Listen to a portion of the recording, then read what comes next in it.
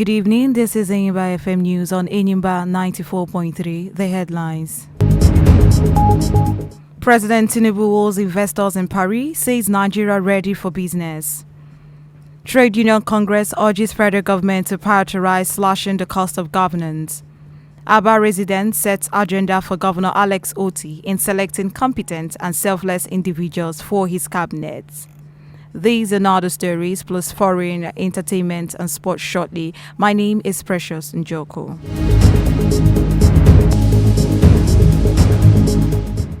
President Bola Tinubu says Nigeria is ready to do business and receive investment from foreign partners. The President's Special Advisor on Special Duties, Communication and Strategy, Dele Alaki, disclosed this in a statement to journalists in Paris. He premised this on the ongoing reforms such as the removal of fuel subsidy and the streamlining of exchange rate, moves he promised to sustain for a more competitive economy that attracts foreign direct investment. He therefore urged investors to take advantage of ensuring opportunities. Now are encouraged to come back to Nigeria. And the essence of this meeting, why the president is attending, is to network extensively with developed societies, donor agencies, financial institutions, and foreign investors with a view to inviting and really encouraging direct foreign investment back into Nigeria. And the encouragement has been really great. The enthusiasm of these corporate institutions and financial institutions on Nigeria, and particularly on Nigeria's recent economic policies, have been very, very tremendous.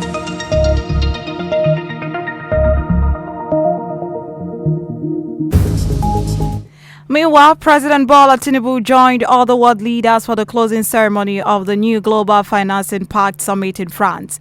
The president had departed Nigeria for Paris on Tuesday for the summit. The financial summit, which is hosted by France, seeks to establish a system that will be more responsive, just and inclusive. It also seeks to fight inequalities, finance the climate transition and biodiversity protection, and move closer to achieving the United Nations Sustainable Development Goals (SDGs). About 39 heads of state from around the world joined the summit. Also in attendance are several multilateral development banks, including the World Bank, Africa Development Bank, European Union, African Union, and the United Nations. Vice President Kashim Shettima says Nigeria will eradicate variant poliovirus by the end of the year.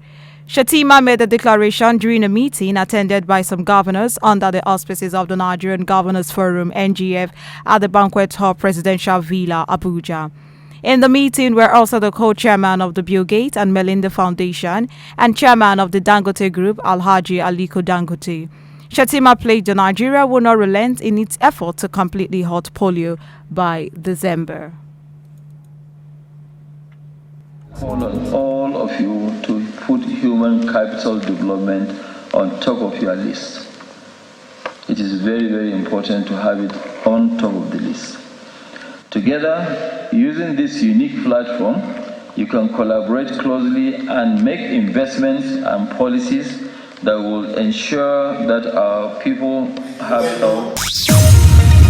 Also, African entrepreneur Aliko Dangote said Bill Gates and himself had been partnering with both the federal and state government for several years, supporting the eradication of polio and improving routine immunization, nutrition, and primary health care in the country.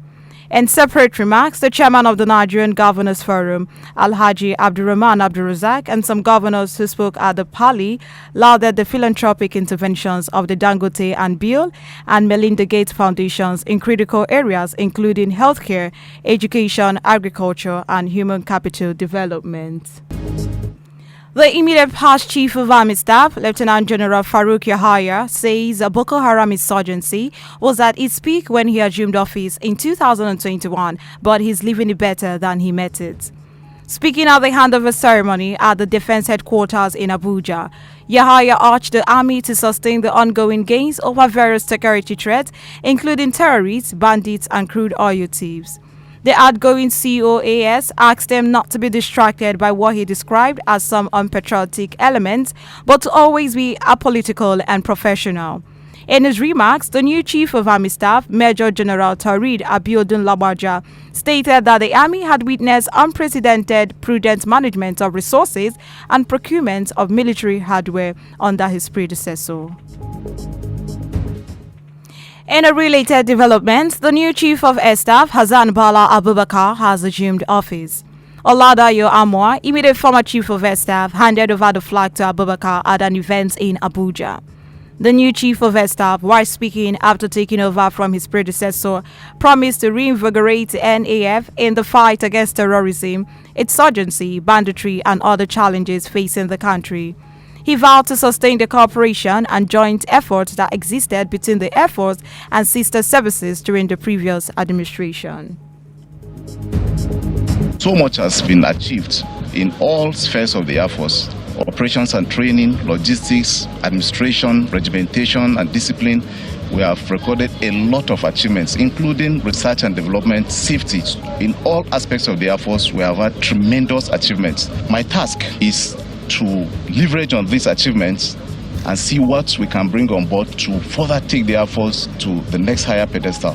One of the very important achievements of the past CDS and the service chiefs was that they were able to cooperate a lot and carry out operations jointly, and that resulted in a lot of achievements operationally.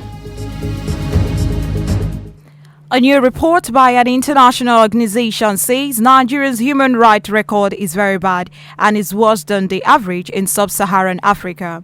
The report was authored and released by the Human Rights Measurement Initiative, HRMI, a New Zealand-based organization measuring the human rights performance of countries.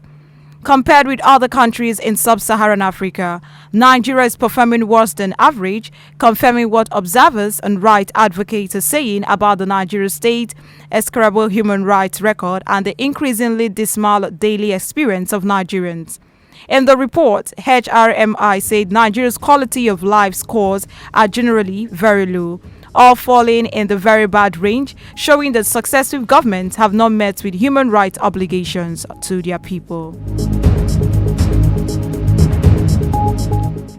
Trade Union Congress TUC is urging the federal government to prioritize slashing the cost of governance, noting that it will help save more money for the government to tackle other needs. The TUC president, Festus Osifo, gave the advice in a monitored television interview, while adding that the money saved from the removal of fuel subsidy should be harnessed to take care of the most vulnerable Nigerians.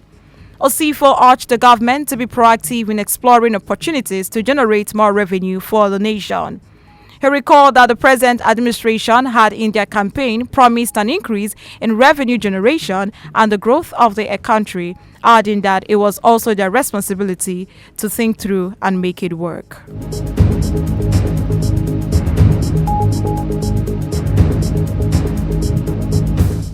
People's Democratic Party (PDP) and its candidate Atiku Abubakar have tendered certified copies of President Bola Tinubu's academic and professional records before the Election Petition Tribunal.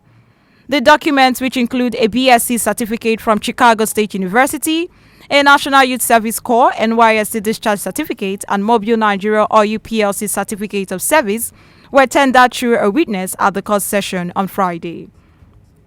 The subpoenaed witness, Mike Eba, stated that the documents purportedly obtained by the president carried the name Bola Adekunle Tinubu.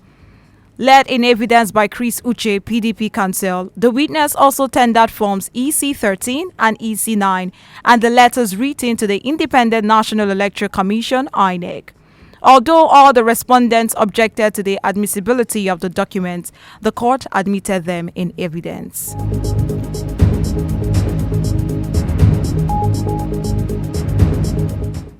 Special Advisor to Abia Governor Alex Oti on healthcare service delivery, Dr. Ngozi Okoronkwo, says that the vision of the Governor Alex Oti's led administration is to revamp and make more functional the health sector of the state in order to meet the healthcare needs of Abians in line with global best practices.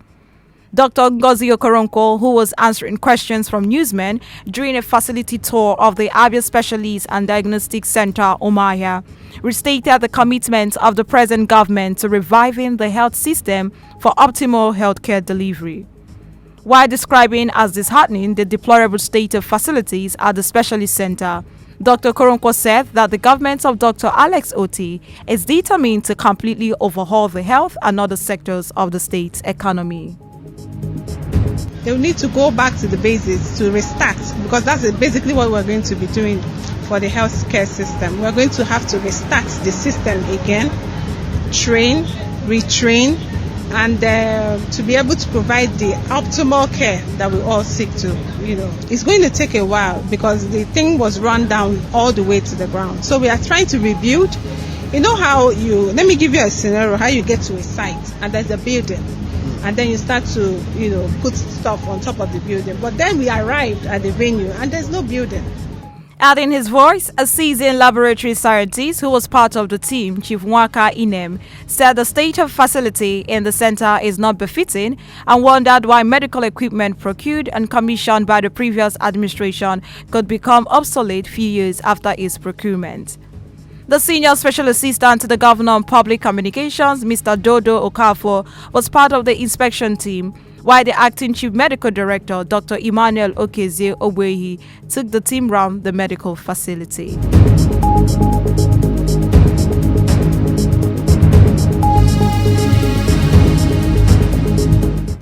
The selection of cabinet members is a crucial process for effective governance, exploring the considerations, qualities, and expertise that go into forming a competent and well-rounded cabinet.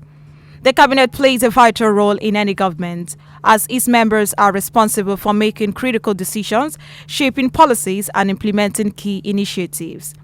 Selecting the right individuals to fill this role is paramount to ensuring good governance, efficient administration, and ultimately the well-being of the nation and its citizens. Abia State citizens are looking up to Governor Alex Otti in selecting competent and selfless individuals for the smooth running of the government. Our correspondent, Amarachi Sando, have the rest of the story. Since the election and inauguration of Dr. Alex Otti as the executive governor of Abia State, there are high expectations for the quality and caliber of people that will be appointed to serve in the executive cabinet of the governor to run the affairs of the state. Some concerned citizens in Aba expressed their opinions regarding their expectations. My name is Ndubisi Ogwo. I want the governor to appoint people who are qualified, people who can help the government to achieve the objective, the desired objective. So those are the people that I want them to employ, to appoint. My name is Ifan, one teacher. For me, Governor Otti, if you want to make commissioner for transport, you can use somebody like those people that know much about the transport, those people that have been working on transport before. I am Esther Kinjo. I think the best people there should be people that can carry Abia State along, like people that should enable equal opportunities for everybody. They should carry the poor masses ahead. My name is Obina Jomiwe. I would have loved our governor to put people that work for him, that Abia will have a new look, that will develop a lot of things that have gone wrong. We won't like the situation, it will still come back. We want a better Abia State. My name is Geraldine. We want competent individuals, those who help him turn around things for good here. That's what we want. Not just let him not do his selection based on compensation. Let it be those that knows what they are going there to do. My name is Kingsley Zimo. Looking at how far Aba has gone, like negatively, not like positively, yeah. I think everything about this present government should be of the soundest mind, if there's anything like that, yeah. Like the best mind. People that don't just want to enrich themselves, but people that want the state to take a new turn. Like if there is anyone Otti should make a partner, yeah, in the government, it should be someone who wants Aba to change for good, Abia State to change for good, not just to enrich themselves and maybe get the family to better positions and all that. Abia State, which is known as God's own state, should be a pacesetter to other states in Nigeria. Therefore, the governor must equip experienced and selfless people in his cabinet for a better Abia. Amarachi Osondo reporting. Thank you very much, Amarachi. The National Drug Law Enforcement Agency reaffirming its fight against illegal drug trafficking and use. The commander, Abia State Chapter of National Drug Law Enforcement Agency, Mr. Dogo Aboki Yusuf, said this in an interview with Enyimba FM. He said the agency is poised to counsel, sensitize, and rehabilitate individuals who are already abusing drugs. Drug trafficking has been described as illegal dealing in drugs, whether consumption, importation, or sales. This is according to the commander of NDLEA Abia State Chapter, Dogo Aboki Yusuf, as he spoke to Enyimba FM in a telephone interview. He outlined the activities of the Abia State Command as regards the Drug-Free Week coming up on the 26th day of June 2023 to include demand reduction, meaning reducing the demand and supply, counseling and rehabilitation, which will critically look into helping people who are already into drugs. Sensitization, which aims at creating awareness to help stop the abuse. Mr. Yusuf mentioned the various drugs that are commonly abused. There are drugs that are being abused, like meth, which is many. Then cannabis, that is hemp is also one of the drugs that is highly abused. Then another drug that is highly abused here also is tramadol. That is alcohol, is the combination of all these ones. Then cocaine, heroin, etc. He also spoke about the challenges the NDLEA Abia State Command faces in the course of discharging their legal duties. We have a lot of challenges.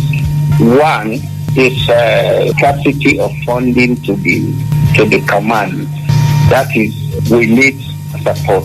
The logistics at our disposal that we will be using to enter every area of Abia State, we cannot reach there. Each time we have opportunity, we do cry to the government to assist us.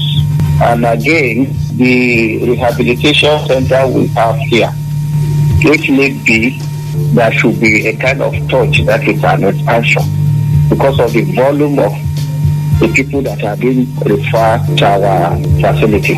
He mentioned areas that are considered hotspots for drug abuse, to include a place called Forest and other black spots in Milverton and Waterside areas. On why there seems to be an upsurge in the rate of drug users, Mr. Yusuf said peer pressure, among other things, is the driving force. So many factors.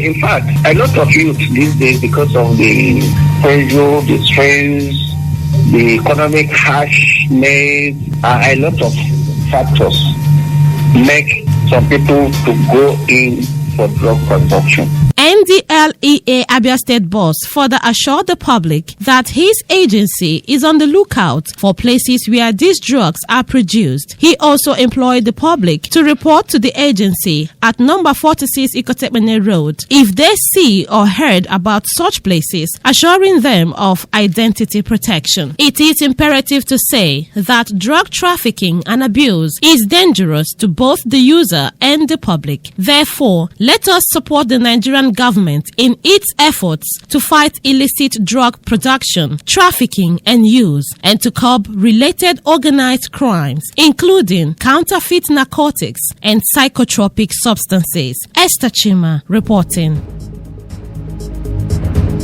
Thank you very much, Esther. You are still listening to the evening news on Enyimba 94.3 FM. The news continues after this break. Stay tuned.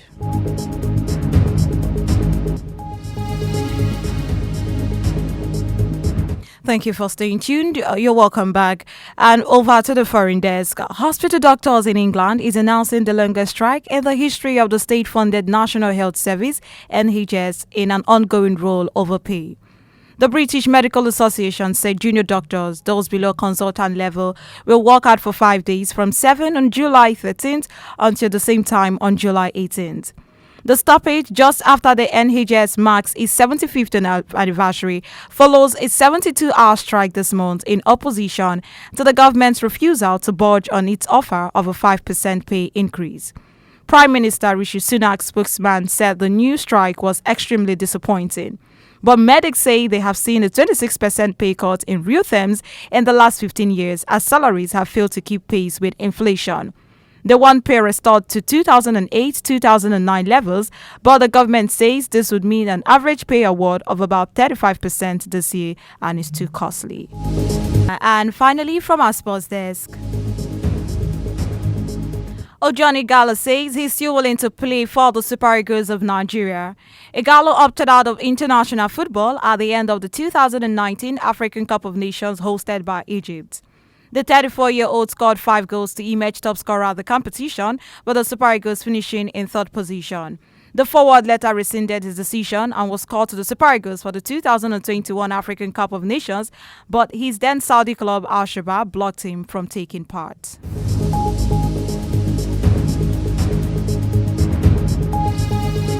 The sports story brings us the end of the evening news on Enyimba 94.3 FM Aba. Before we go, a recap of our main stories. President Tinubu warns investors in Paris, says Nigeria ready for business. Trade Union Congress urges federal government to prioritize slashing the cost of governance. Aba resident sets agenda for Governor Alex Otti in selecting competent and selfless individuals for his cabinet. For more stories, you can visit www.enyimbafm.com to report events or news around you. Please text or WhatsApp 0814-993-0596, 0814-993-0596, or send an email to enyimbafmnews@gmail.com. This bulletin was produced and edited by Michael Oni. My name is Precious Njoku.